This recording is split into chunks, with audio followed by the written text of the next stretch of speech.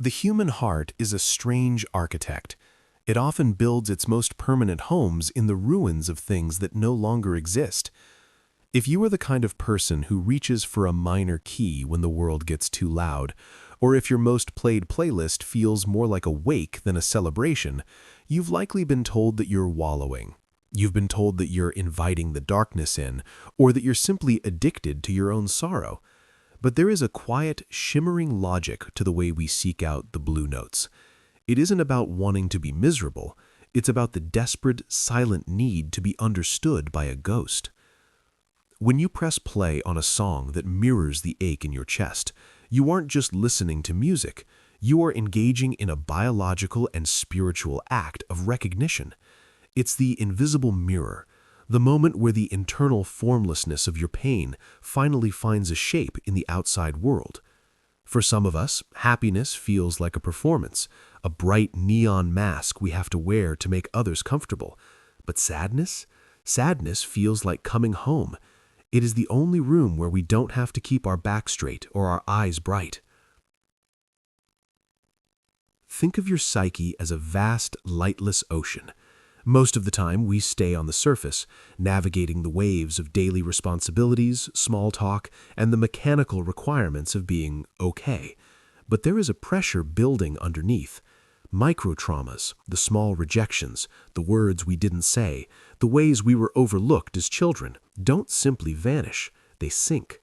They accumulate on the seabed of the soul, forming a cold, heavy silt. If we never dive down to acknowledge it, the eventual pressure becomes unbearable. Sad music is the weighted belt that allows us to sink safely to the bottom. It provides the atmospheric pressure necessary to exist in the deep. Psychologically, this is often a response to what we call ambiguous loss. Unlike a clear death or a physical breakup, ambiguous loss is the grief for things that never quite happened, or things that were taken so slowly we didn't notice they were gone until the silence became deafening. It's the loss of the childhood you deserved but didn't get. It's the loss of the person you thought you'd become by now. Because there is no funeral for these losses, there is no closure. We are left in a state of emotional erosion, where the soil of our identity is slowly washed away by a rain we cannot see. When you listen to a sad song, the brain does something miraculous. It releases prolactin, the same hormone associated with breastfeeding and the consolation we feel after a deep cry. It's a chemical hug from the brain to the heart. Even though the music is sad, your body is reacting as if it is being comforted by a physical presence. The music becomes a surrogate for the person who wasn't there to hold you, or the parent who couldn't hear your silent screams. It is the acoustic parent, providing a container for your emotions that the real world failed to provide. We live in a culture of toxic positivity, a relentless demand to be up, to be productive, to be winning. This creates a psychological splitting. We show the world the functional, smiling version of ourselves, while the wounded, authentic self is locked in a basement. Over time, that basement gets lonely. The wounded self starts to bang on the pipes. It starts to manifest as anxiety, as a hollow feeling in the gut, as a sudden, inexplicable urge to weep in the middle of a grocery store. Listening to sad music is how we unlock that basement door. It's how we tell that hidden part of ourselves, I see you. You don't have to stay down there alone. It's an act of radical self-honesty. In a world of filtered photos and curated joy, your depressive realism, the ability to see the inherent tragedy of the human condition, is actually a form of heightened perception.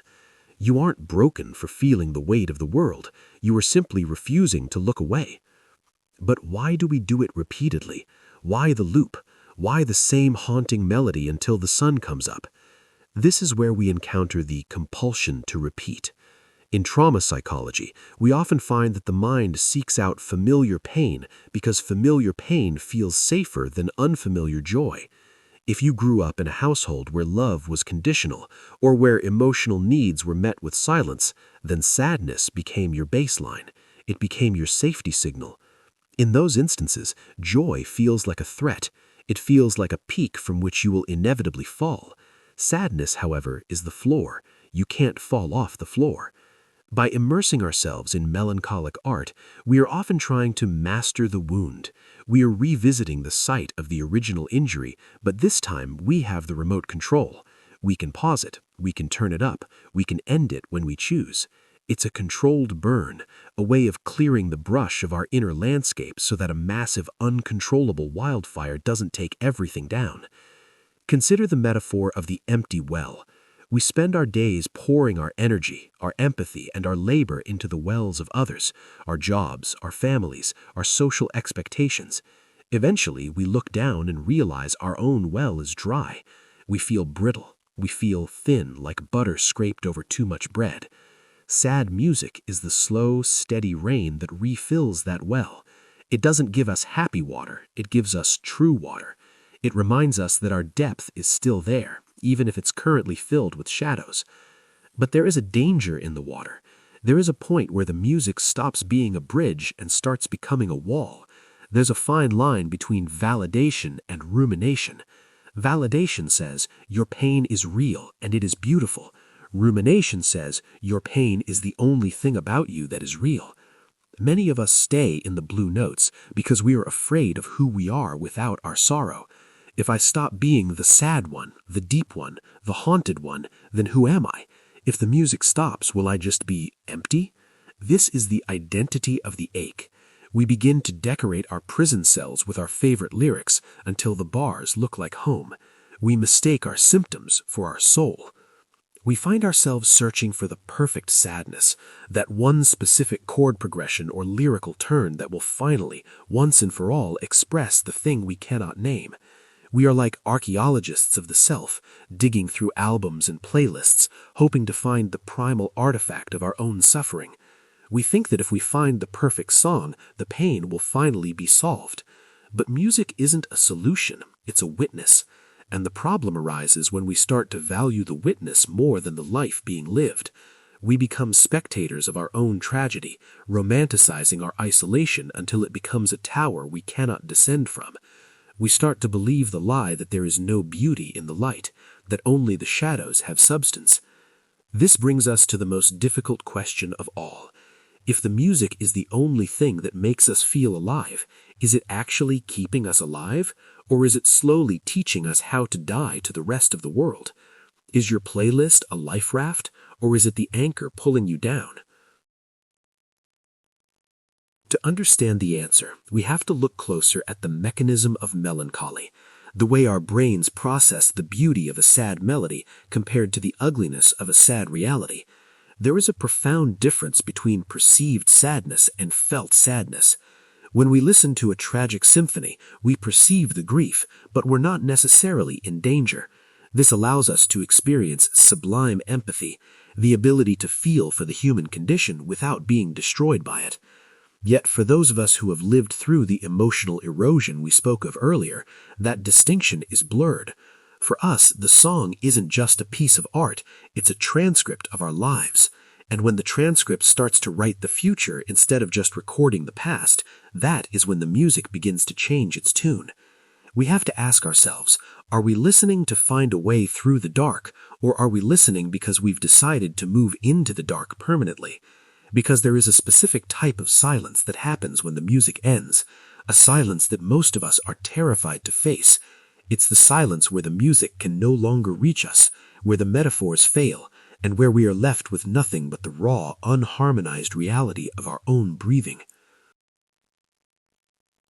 The silence that follows the final note of a haunting song is often the loudest sound in the room.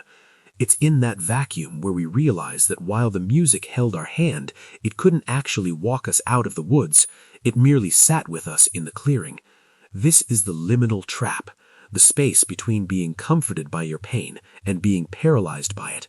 We start to believe that the only way to be authentic or deep is to stay in the blue notes. We begin to view happiness as something shallow, something for people who haven't seen what we've seen. But there is a shadow of the sublime that we must acknowledge.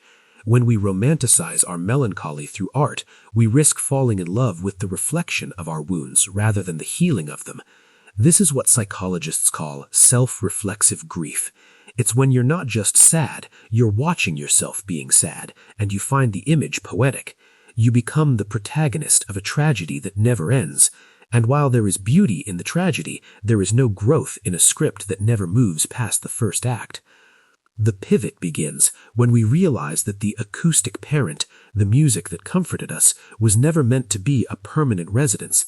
It was meant to be a safe harbor. A harbor is a place where you go to repair your ship after a storm, to patch the holes in the hull and rest the weary crew. But a ship that never leaves the harbor isn't a ship at all. It's just a piece of slowly rotting wood. The music has given you the vocabulary for your pain. Now you must use that vocabulary to write a different story. This shift requires us to look at the neurochemistry of hope. Earlier we talked about prolactin, the comfort hormone, but there is another mechanism at play when we finally decide to turn the volume down and step into the light. It's the transition from